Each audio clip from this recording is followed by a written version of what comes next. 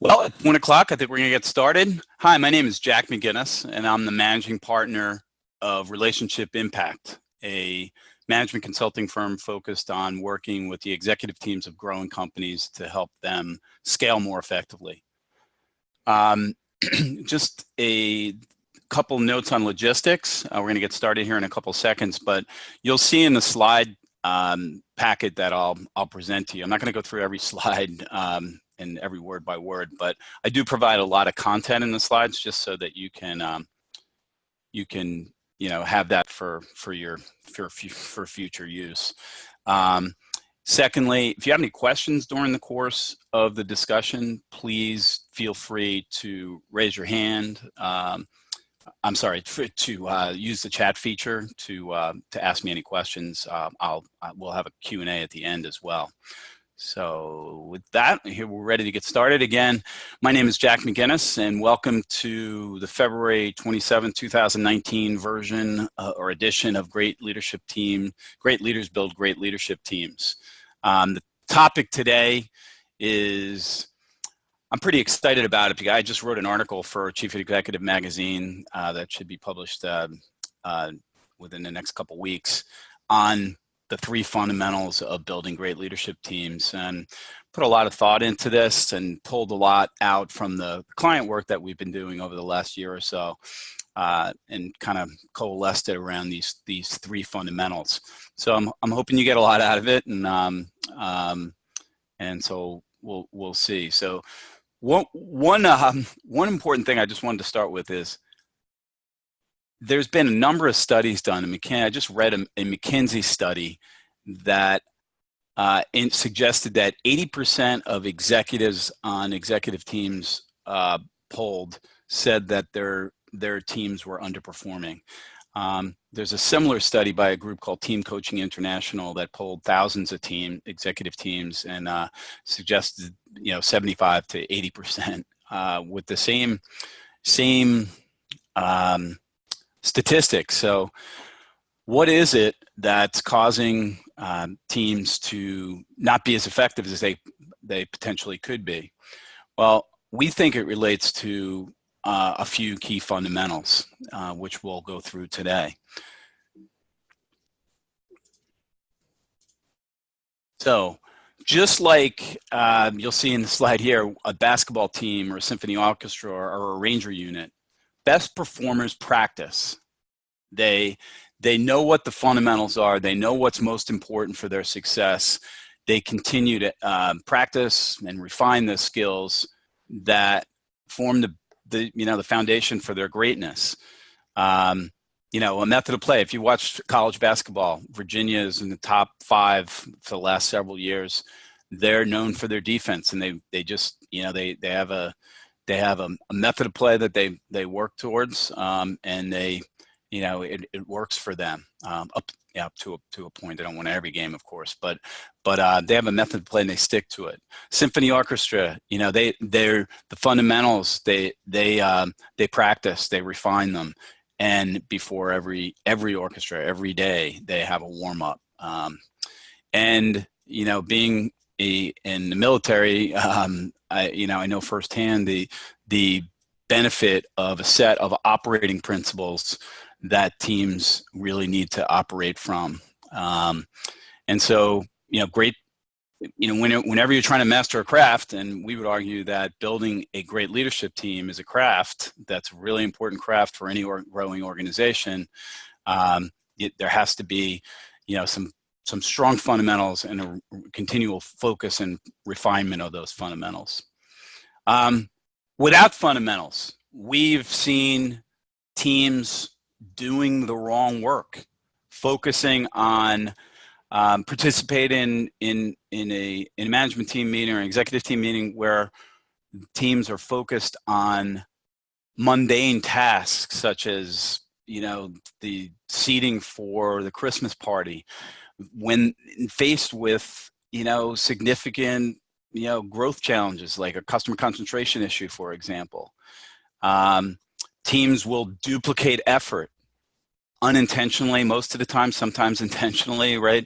Where there's sort of lack of clarity. So you got two VPs and two units working on the same stuff and wasting resources. Continually repeating mistakes. You know, you keep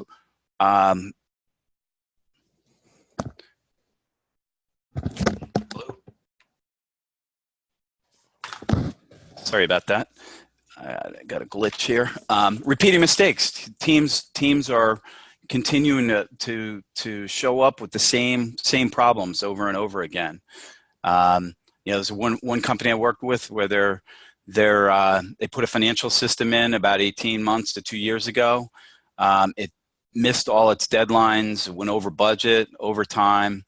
Finally got it put in, and then they had a plan to move to a new warehouse, and that plan started drifting until they put a project plan in place, right? And so just some basic blocking, tackling stuff, you know. And then a lot of this stuff leads to some relational strife among teammates, which exacerbates the issues indicated above. So, you know, poor fundamentals can lead to some significant team challenges.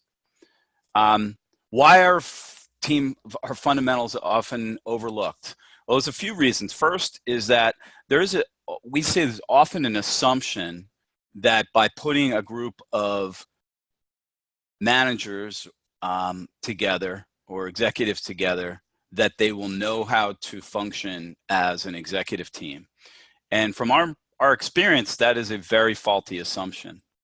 Doesn't mean they're not team players, but working on an executive team is a much different construct than, you know, being a part or being a leader of a functional unit, for example. Another challenge, I think, is oftentimes leadership teams are set up as reporting vehicles where functional heads, lines of business leaders will come together periodically and report out on what has happened over the last month or last quarter. And so that reinforces the siloed kind of view of a leadership team structure. And then finally, this last point is related to the first one. It's just, you know, teams often want to collaborate, but don't really know what effective collaboration looks like at an executive team level. And for each one of these fundamentals, we're going to go through one of these issues and challenges. We're going to go through. Hopefully, these fundamentals will make it clear on how we can build a great leadership team. So, from our perspective, there are three important fundamentals to building a great leadership team. First, which we'll talk about in some depth, is clarity of purpose. Not clarity of mission for the organization, but clarity of purpose for this leadership team at this point in the life cycle of this organization. Number two is logical structure. Making sure that we have the basic blocking and tackling components in place and everyone is on board and understands what those are, so that, you know, our team, you know, the natural processes and tactics are in place for the team to thrive. And finally, operating principles, you know, the norms of behavior for how a team operates. And, you know, we often see a lot of lip service paid to this last one. You know, we'll just grab a list of norms off a website, or we'll just come up with a list of things, you know, that sort of make sense without a lot of thought put into them. And they kind of become a list rather than rules of, you know, of method of how a team actually behaves together. So let's go through clarity of purpose a little bit. So what do we mean by that? Purpose really for a leadership team has to go beyond the mission and vision, and has to look at what is most strategically important for this team at this juncture in the organization's history. And as you all know, I'm sure being part of leadership teams, those strategic imperatives change over time. we might be growing through acquisition. So acquisition becomes, a central focus, not the only focus, but a clear focus and priority for a leadership team to be focused on collectively and bringing the collective wisdom of that team together. It could be where, we've worked with a number of companies that have had some customer concentration issues. They've grown really well, but only with a couple of key customers. And while that can be great in terms of growing the organization, also becomes a risk if one of those customers should disappear or go to a competitor or whatever. So focus, for an organization like that is really how do we focus our collective efforts on tackling that issue. And purpose just simply establishes the foundation for how the team will operate and behave as a unit. So like I said before, mission and strategy are not necessarily adequate to provide the guidance that a team needs to be able to, operate and behave as a collective unit. Team members, like I said before, team members often naturally focus solely on their functional responsibilities or lines of business responsibilities rather than that particular strategic priority or imperative that a team needs to be focused on. For example, a couple of relevant examples from a client experience, seeing chief marketing officer might shape a marketing strategy to diversify a customer base, but fail to think through the implications on each line of business or the new types of resources that might be required. Or a line of business leader might focus on leveraging services without regard to how the other lines of business are approaching a similar customer base. So you can get a sense for what can happen if there isn't a real clarity of purpose. Both of these examples are real life examples and both unintentional, right? But they had some serious implications. In fact, the second example up here, we had customers complaining that the company appeared to be three companies rather than one company because they had, salespeople or business line leaders coming to pitch them on their businesses from all three businesses at different times, and without regard to the other business lines. All in the interest of growing, but not doing it in a coordinated way. So what are the key elements of a great purpose, right? So first, there has to be impact. The purpose needs to be consequential, right? So the example I'll continue to use because it's relatively fresh in my mind is this customer concentration. A professional service firm of ours grew pretty rapidly on the backs of really one customer, two, but really one customer, and grew rapidly and was doing very well. However, the impact was that they had a massive customer concentration risk. So they had to get out of that. So for consequential, that's a very consequential thing to focus on is customer concentration risk. Has to be challenging, right? It's not easy to move from 85% concentration on one customer to diversifying to, relying less than 50%, for example, on one customer. Has to be clear so that not only those members on the executive team that are focused on customer concentration risk are clear on what the purpose is, but that those below them really understand what the real purpose for the leadership team is at this point in time. And obviously, the last part is evolving, right? As I mentioned before, strategic imperatives change over time based on environment that an organization is working in. So the purpose of an organization, while should be fixed for a period of time, 18 months, 2 years or so, will change over time, no question about it. So these are some clear elements of purpose: consequential, challenging, clear, and evolving. Steps to create it. We talked about this a little bit earlier. Is that first, focus on what are the most strategic, critical strategic imperatives, right? And so for this, you have to look at, the mission of the organization. You have to look at the strategic plan for the organization. And then you have to look at what's most important for now for the next 12 to 18 months for this leadership team to be focused on. Doesn't mean they give up their other functional responsibilities, but collectively, how do we garner the collective wisdom of the 8 to 10 people on this leadership team to make sure that we're dealing with our most critical strategic imperatives? Number 2 is really understanding what the interdependencies are among team members. So for example, for the professional services firm we talked about in terms of identifying purpose, right?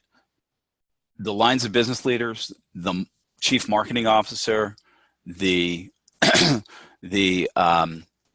chief financial officer, for example, understanding the interdependencies over their 3 lines of business and how they can leverage the services that they provide into one common go-to-market strategy, for example, is really understanding those interdependencies among the lines of business, getting the chief marketing officer to help shape that go-to-market strategy, and making sure from a financial perspective that there's the resources in place to, the capital and human resources in place to be able to attack that customer concentration risk purpose. So understanding the interdependencies are huge. And obviously narrowing those interdependencies down to a critical few. So for our client, they identified, making sure we had an integrated sales approach, new products were developed that leveraged current offerings, and there was a robust support infrastructure put in place. So what that really meant was they had a project management office put in place that pooled resources for deployment among those 3 lines of business. They hadn't had that set up before. They had the dedicated line resources for each line of business. So that just gives you a sense for, I hope gives you a sense for, what we're talking about purpose. Purpose is really focused on what's most important for this leadership team to tackle at this point in the journey of an organization. So these are a couple examples of the rationale behind creating a team purpose, right? I talked about this young professional services firm, work with a 10-year-old construction contractor scaling too fast and running into service and productivity issues. They created a purpose that was really around scaling, really an operational excellence kind of purpose. Sense of purpose. So everything they focused on was, building common processes from, how do they ordered materials, how they deployed their crews, to how they measured their crews, to how they managed their material management process. So it was a real full court press on let's get a handle on how our operations are providing service to our customers. Startup medical device company with a recent FDA approval and a large injection of growth capital, so that formed the base, the rationale between the team, getting real focused on how do we build, the processes and how do we put that capital use as effectively as we can. So that gives you a sense for the first principle is around creating clarity of purpose, right? And we find that a lot of times folks don't really focus on team purpose. They just assume that the mission and strategy of the organization is the leadership team's purpose. And that, frankly, that can work, no question about it. However, what we've seen that really gets the collective benefit of those on the leadership team and provides an accelerating function for an organization is when a leadership team really focuses on the most important strategic imperatives facing the organization. So number 2, logical structure. From our experience, structure can be an accelerator of growth and scale, or it can be an impediment. A a lot, and what we're talking about is logical executive or leadership team structure. This next statement on the bottom here is really important from our perspective. For the team to be able to move towards its purpose, it must have a common understanding of what work team members need to do together and how they are going to interact effectively. Like I said before, a lot of times leadership teams are brought together as functional reporting vehicles rather than strategic tools to help accelerate the growth of an organization. And so in order for that strategic tool to work effectively, the members have to know what work they need to do together and what are the rules of the game for them to operate effectively. And so the first thing they need to do is to understand what their enterprise or cross-organizational roles are, not just their functional role as the chief marketing officer or the cyber unit's line of business or product X line of business. It's the clarity of their roles at the enterprise level. And then obviously this is the second bucket up here is vehicles for maintaining coordination and communication. That's kind of the blocking and tackling of, how do you operate a great team? But without understanding enterprise roles, it's very difficult for a team to effectively attack a purpose. I'm assuming that we have defined the team's purpose, and now the next thing is to really identify what are the enterprise roles of each person on the team that contributes to that purpose. And perhaps the most important thing to take away on this slide is it's the discussions that happen about to create clarity among team members that are the most important part of this whole role definition piece. It's really getting team members to articulate what they view as their enterprise roles as it relates to that purpose, and to having an open, healthy debate around what those roles look like. So for example, give you one of the debates that happened with this professional services firm that we worked with, right? And so they're creating a go-to-market strategy, and so out of the starting gate, the chief marketing officer assumed that was his role to put that together. And from many respects, they have a large role in that for sure. But the lines of business leaders that have the services that the professional services firm were selling had a very strong, needed to have a very strong role in that as well. And so the focus around, it's not just the marketing's role to put the market strategy together. It's our collective role to put that together, and there needs to be a healthy debate around that. Is what I'm talking about in terms of enterprise roles. I hope that helps. So dialogue is huge. So the team needs to understand where areas where integration is absolutely critical, where coordination might just be sufficient, or where just an exchange or communicating information will do the trick. Okay, so coordination and communication. And by this, we're just talking about how do we meet? How do we put together the plans and reviews? How do we work outside of team meetings? Those types of mechanisms, and they just need to be thought through and talked through. Most importantly, each of these mechanisms should really focus on what's most mission critical for the team to address, and again, it gets back to purpose. Are these vehicles focused on purpose, or are they focused on just reporting out? And no question, there should be some time to report out. But what we're talking about in terms of really getting laser focused on a leadership team's unique purpose is that any mechanisms you're put in place to help drive that purpose have to be laser focused and maintain, focus on what's most critical. No question that meetings are pivotal tools for great leadership teams. But, to be honest, as I'm sure you all know, most of the work gets done outside of these formal settings.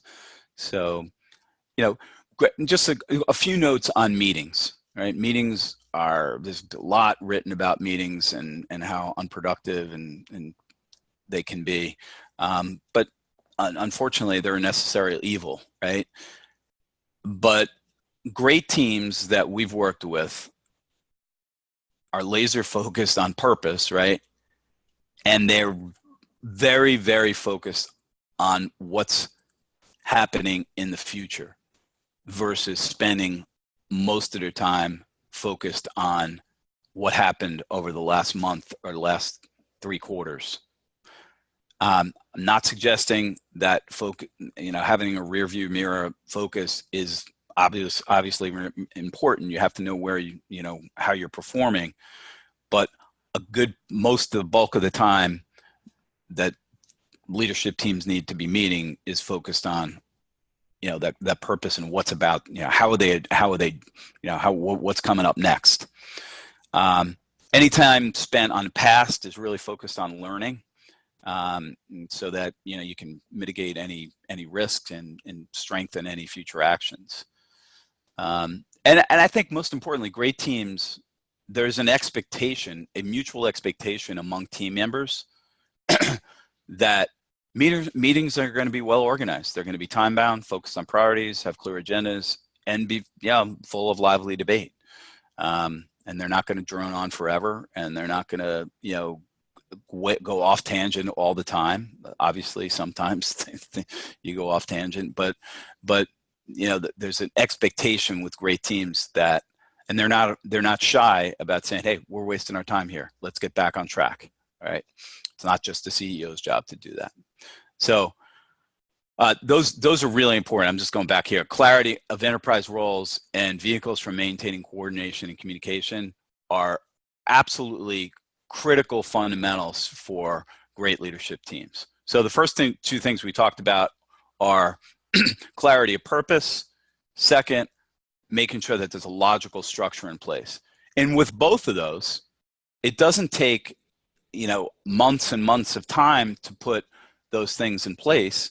It just requires stepping back and saying, okay, let's focus some time on our purpose right now. What's most important for this team to tackle over the next 12 to 18 months? How are we going to structure ourselves? Let's talk a little bit about how our roles need to interact and the interdependencies across our roles. Let's make sure we have a good, coordination and communication vehicles in place to execute on that purpose. And then finally, the third really important fundamental is having what are often referred to as operating principles. My military career, that was a term that was used, or norms of behavior, right? That's another. So those are the things we're talking about, is how is the team collectively going to behave together, right? As this statement says here, teams with agreement on a limited set of operating principles are more likely to experience the behavior they collectively desire. And most importantly, the discussions around creating those operating principles are the critical part of establishing the principles themselves, if that makes sense. It's the process, not necessarily the outcome, although the outcome's important. So it's not good enough for the formal leader, to come to the table and say, these are our operating principles.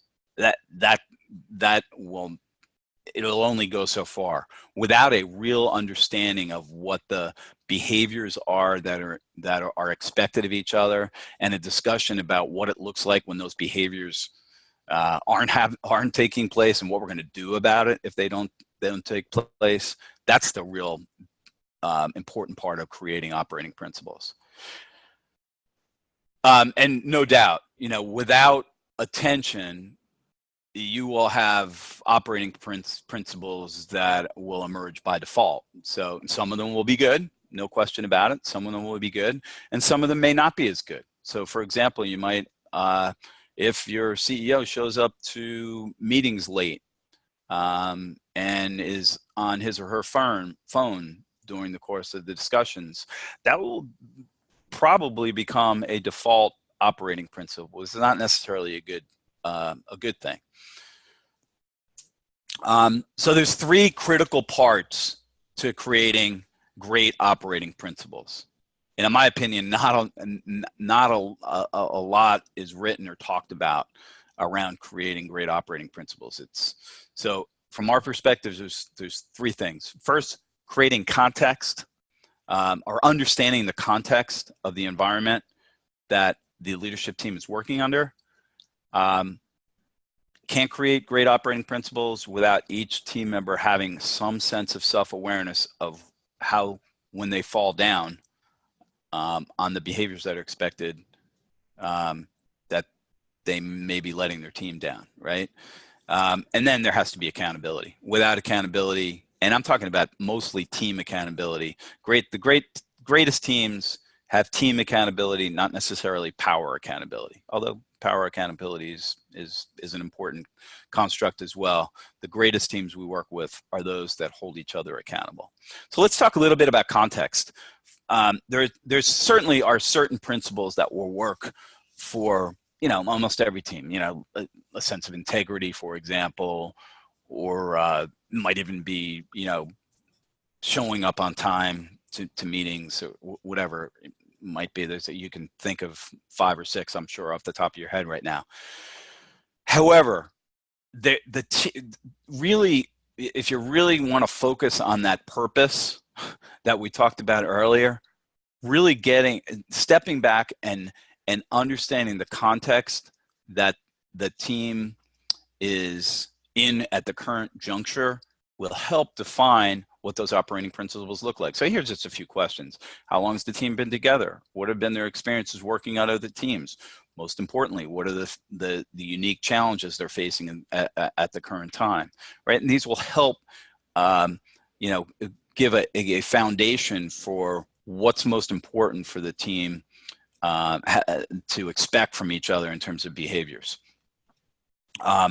Self-awareness. I can't stress this one enough, because most leadership team operating principles emerge in response to a current or past behavior that one or more team members have perceived to be disruptive. So for example, these are pulled right from client experience. It drives me crazy when she goes off on tangents that aren't relevant to the agenda. I recognize that he's the chief marketing officer, but I'd like to hear what he has to say about these important operational issues. It is simply disrespectful not to respond to email messages that are directly relevant to the most important issue or issues our team is facing, right? And so this team was intentional about, hey, there's some things that are bugging us about how we work together. And so really important to step back and take a look at what those things are. And it's hard to take a look at disruptive behaviors without having individuals have some sense of self-awareness, right? And so that looks like teams should first discuss their mutual expectations for each other and then openly discuss their frustrations. You know, so my expectations, for example, are that we're going to start our meetings on time, and we're going to put our cell phones down while we're meeting for this hour we're together. That could be one, right? And then another frustration might be, you go back to the previous page, I really want to hear what everyone has to say about important operational issues. You're the chief marketing officer, but you've been in business now for 30 years. I want to hear what you have to say about these operational issues too, not just the marketing, from a marketing perspective, right? And so that could be another thing that frustrates me, right? And so getting those on the table is important. First, individuals need to dig deep and evaluate what are you doing that might be getting in the way of the team being as effective as it can be? You know, are you, you know, only focused on your line of business, for example? You're not really taking your enterprise role as serious as your teammates would like you to, right? And so, you know, if that's the case, you're only focused on taking care of your own functional unit or your own line of business, then you should own up to that, right? And then finally, team members need to be open to receiving feedback from their teammates that says, you know, building on that example, hey, Jack, you know, we need you to be not just focused on your line of business. We need you to be focused on how we're going to cross-sell across all 3 lines of business, for example. Without self-awareness, and to be very blunt, operating principles often become, you know, pieces of paper on a wall. So we believe that self-awareness is, you know, this is just the grease that enables meaningful norms of behavior to be put together. And then lastly, around operating principles.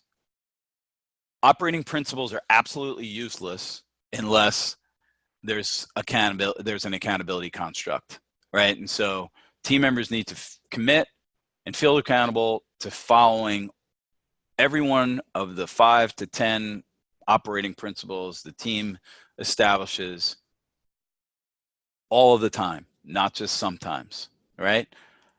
Recognizing that people make mistakes or fall down or forget or whatever, and, you know, and they'll make mistakes. So and if we do, great teams don't just rely on the formal leader to hold the team accountable for the behaviors they expect of each other.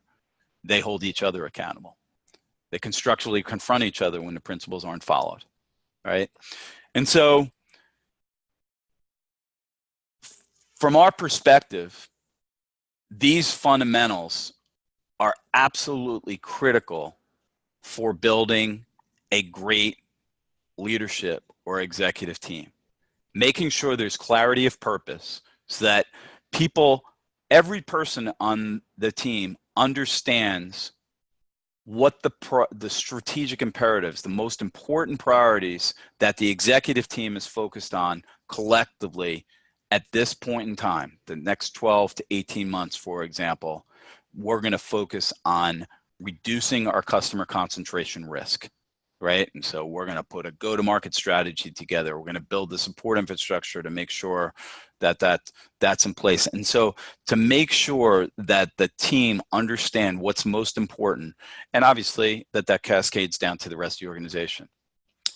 Number 2, make sure there's a logical structure in place and that the team members understand the interdependencies of their enterprise roles, their roles that are focused on that purpose, right? Obviously, they still have their functional roles. I'm still Chief Marketing Officer. I'm still Chief Financial Officer. But I have to take a broader view to help that purpose come to fruition, right? And so really important that those enterprise roles are clearly articulated and talked about among a team. So there's not a lot of room for ambiguity. And then the other part of logical structure is just making sure that the communication and coordination mechanisms, you know, how you meet, how you report to each other, how you communicate outside of formal team meetings. Just have some discussion about how that's going to work so that we can efficiently and effectively maintain our clarity of purpose. And then finally, building a set of expectations for how team members are going to behave with each other. Sounds like a soft thing, but I tell you what, it can really be a powerful thing when a team doesn't get in its own way and has the rules of the game are very clearly defined and they hold each other accountable to those rules. Just one more note on operating principles that I emphasized earlier, really important. The discussion, the debate and the level of self-awareness at each individual from each individual is really important to get a sense for, these are some things that I am doing and that are potentially getting in the way, and I do commit to change. So these are, from our perspective, really important for teams to focus on to build a great team. I will be sending out an email to all participants on this webinar that will give you a link back to a page that will have these slides. We'll have a recap. We'll have a audio of the presentation or the webinar today, and we'll have a summary recap. And there will be likely a link. There will be a link to the article that will be published in Chief Executive Magazine on the same topic that talks about each one of these fundamentals in a little bit more detail. So I hope you have enjoyed the conversation or the presentation today. If you have any questions, I'd love to hear them now. Please, just use the chat feature. I'm going to stop the recording right now. And again, offer stands for those who are participating, those limited to CEOs, presidents, general managers, formal team leaders. Just go to our webpage. First page, you'll see a complimentary leadership team assessment. We would love it if you took that, and we'd be happy to do a 20, 30 minute debrief with you on the phone. The assessment only takes about 20 minutes to complete. Would be happy to debrief it with you if you were so inclined, but you'll get the results of that, and that's a free assessment. So thanks so much for your time, and I look forward to seeing you or having you participate on our March webinar. Thanks.